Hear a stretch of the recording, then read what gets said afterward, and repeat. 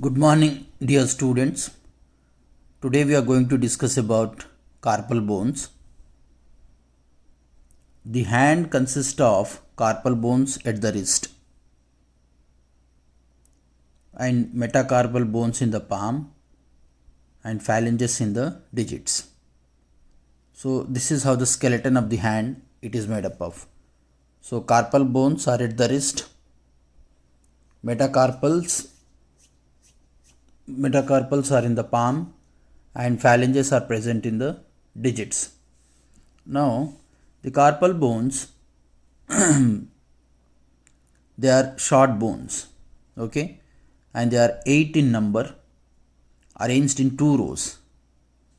This is the proximal row and this is the distal row. Proximal row and distal row. Each row consists of 4 bones. The proximal row consists of 4 bones and distal row consists of 4 bones. Now from lateral to medial side, the proximal row, from lateral to medial side, let's say these are the bones of the left hand side, okay, or left hand carpal bones, okay. So from lateral to medial side, the bones in the proximal row are number 1 the scaphoid, next the lunate, then we have the triquetral and the pisiform. So from lateral to medial, in the proximal row we have 4 bones, 4 carpal bones, the scaphoid, lunate, triquetral and pisiform.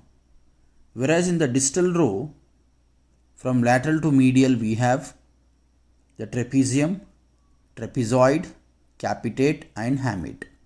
I repeat, trapezium, trapezoid, capitate and the hamate.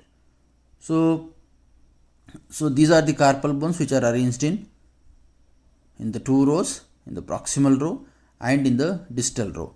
So there is a mnemonic also to remember the names of these 8 carpal bones. She looks too pretty.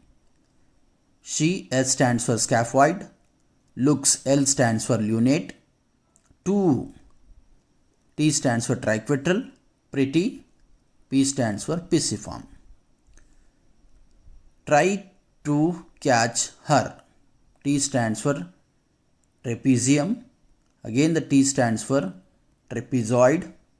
Catch, C stands for capitate. Her, H stands for hamate. She looks too pretty. Try to catch her. This is the mnemonic to remember the 8 carpal bones, okay, in the order, that is from lateral to medial side, in the proximal row and in the distal row. Let us discuss the brief description of individual carpal bones. Number 1, we have the scaphoid bone. It is boat shaped bone. As you can see here, it is boat shaped bone and it presents a tubercle here. It is a boat shaped bone, presents a tubercle which is directed laterally. Okay. The next, so you keep it like this. So it is a boat shaped bone. It presents a tubercle which is directed laterally and downwards. Okay. This tubercle actually it gives attachment to muscles which are known as the abductor pollicis brevis and also the flexor retinaculum. You will come to know about the muscles of the hand when we discuss the theory class about the muscles of the hand, but as of now you remember that this tubercle gives attachment to abductor pollicis brevis and also the flexor retinaculum. Okay. Now this scaphoid it articulates with 5 bones, right? Now since it is in the proximal row, proximally it articulates with the radius. Okay, let's say my pen is the radius.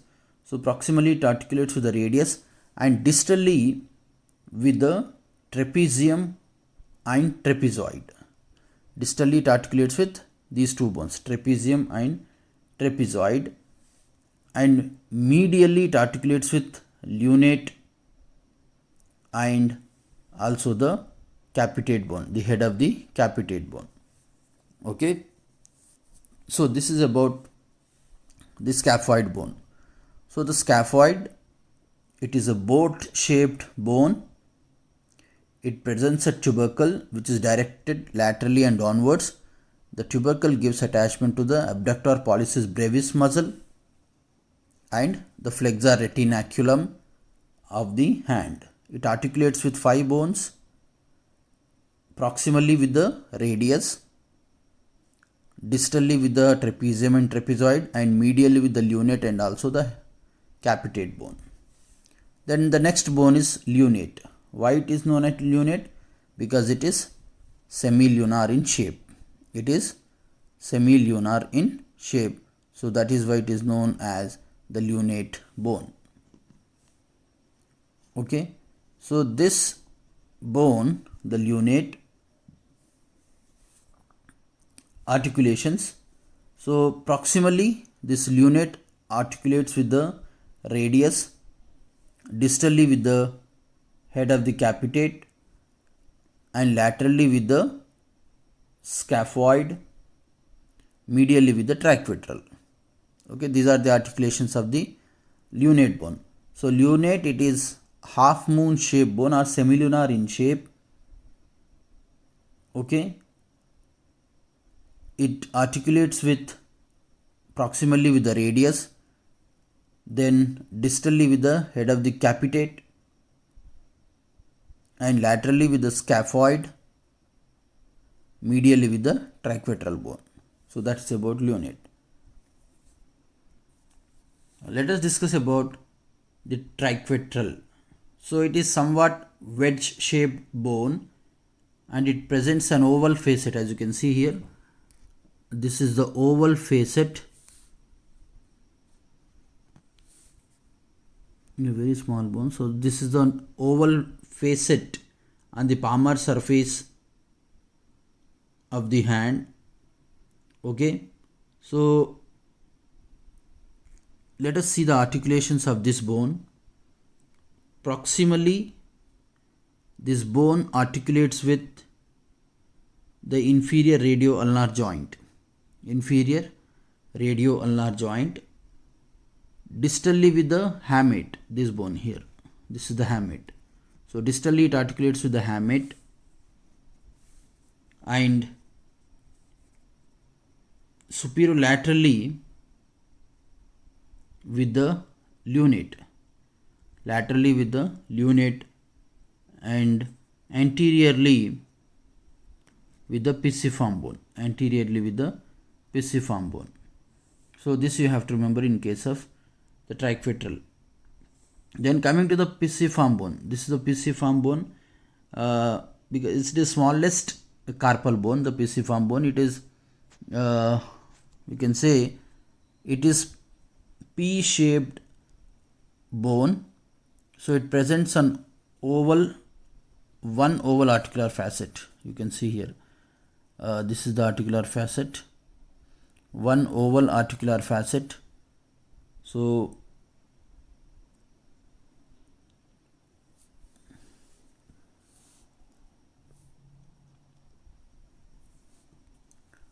this oval articular facet, it articulates with the trachevitral. It articulates with the trachevitral bone. Then coming to the trapezium. This is the trapezium. It is quadrilateral in shape and it presents a saddle shaped articular surface. You can see here, this is the saddle shaped distal articular surface and a vertical groove on the palmar surface. Now let us see the articulations of this. Proximally, it articulates with the scaphoid, distally with the base of the first metacarpal bone. So imagine this is my first metacarpal bone. So it articulates with, distally it articulates with base of the first metacarpal bone. Medially with the trapezoid and second metacarpal bone. So these are the articulations of the trapezium. So trapezium is a it is quadrilateral in shape. It presents saddle shaped articular surface. Okay. It articulates proximally with the scaphoid, distally with the base of the first metacarpal, medially with the trapezoid and base of the second metacarpal bone. Then next we have the trapezoid. So trapezoid, it resembles shape of a boot. Boot means shoe, small a baby shoe you can say. So it resembles the shape of the boot. It presents one articular surface, right? And articulations, if we discuss, it articulates with 4 bones proximally, again with the scaphoid, and distally with the base of the second metacarpal bone, laterally with the trapezium, medially with the capitate bone. Now let us discuss about capitate. Capitate is the largest bone with the head directed above. So this is the head of the capitate bone and it is the largest carpal bone. It is the largest carpal bone. What are the articulations of the capitate? It articulates proximally with the scaphoid and lunate. Okay. It articulates proximally with the scaphoid and lunate. The scaphoid and lunate. Then distally with second, third and fourth metacarpal bones.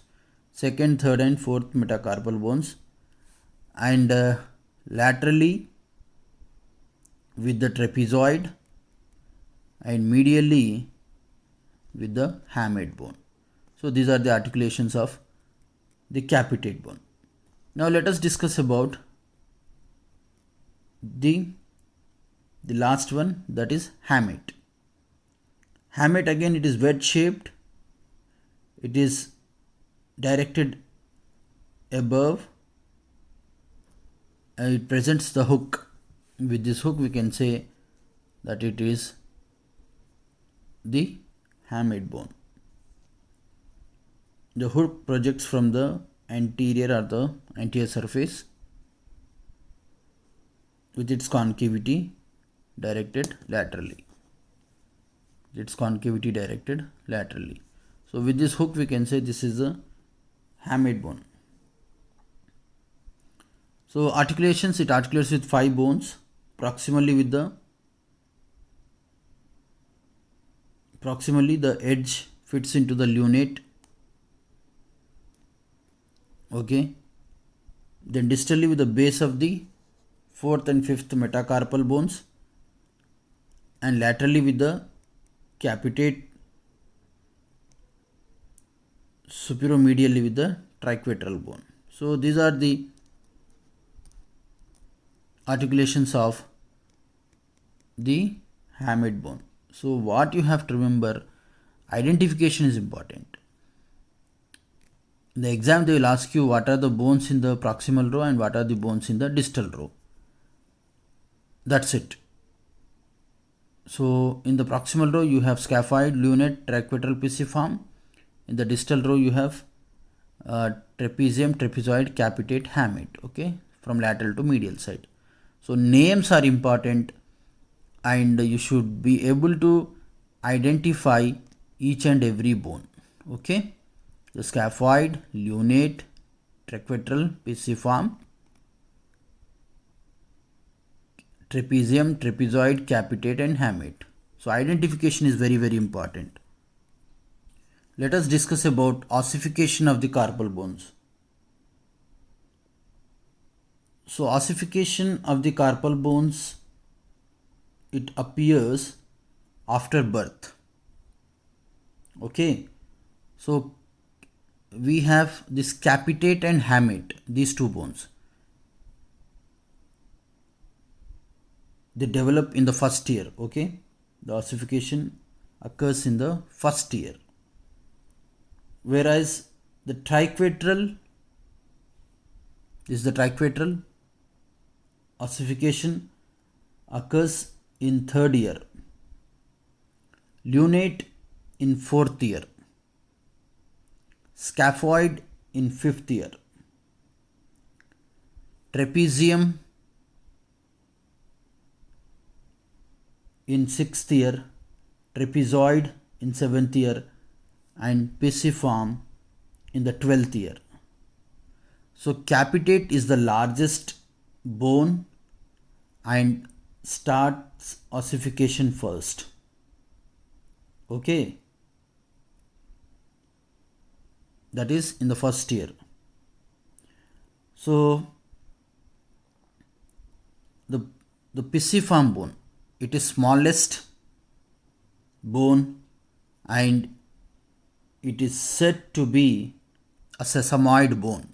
Okay, pisiform is a sesamoid bone ossified in the tendon of flexor carpi ulnaris. This is important, you have to remember. So pisiform bone is the smallest bone and it is ossified last in the 12th year. Okay, and it is said to be a sesamoid bone ossified in the tendon of flexor carpi ulnaris muscle. Okay, so this is about the ossification of the carpal bones. So with this we have completed the identification and the various parts and articulation of the carpal bones, and also we have discussed about the ossification of the carpal bones and the attachments to the various carpal bones. So what you have to remember here, the identification, right, and the ossification, that is very, very important. Okay, so about these bones you won't get any questions in theory exam. Sometimes for 2 marks just name the carpal bones, so that you should be able to write from proximal row, from lateral to medial side, and the distal row lateral to medial side. Okay, so when you come to dissection hall, I'll be showing you all these bones. Okay, for clarifications you can text me. Thank you very much.